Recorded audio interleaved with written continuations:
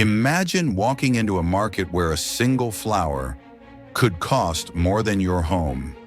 This is no fairy tale. This is Tulip Mania, the world's first financial bubble. And when it burst, fortunes vanished overnight. The year is 1600. The Netherlands, a small nation, but the financial capital of the world, ships from every corner of the globe brought silk, spices, and treasures. Here stood the world's first stock exchange, the Amsterdam Bourse. But among all the exotic goods, one stood out, a flower from the Ottoman Empire. Tulips were unlike anything Europe had ever seen. For Dutch aristocrats, these flowers became symbols of status and power.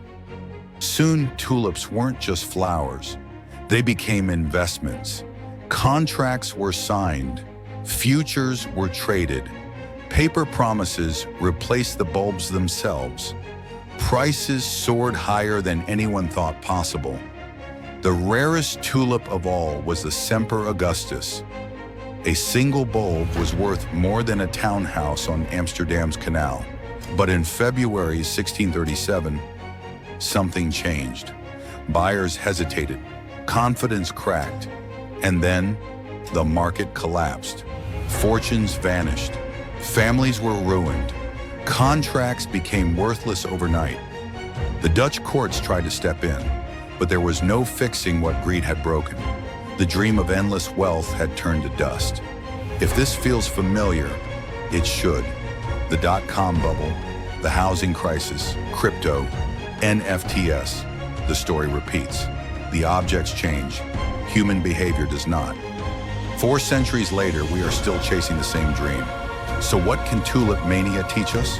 First, scarcity plus story equals speculation. Second, bubbles don't deflate, they burst. Third, human nature never changes.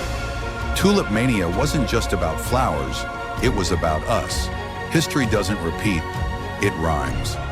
So the next time you see prices rise without reason, remember the tulip. If you want more stories of money, power, and the lessons history keeps teaching us, subscribe.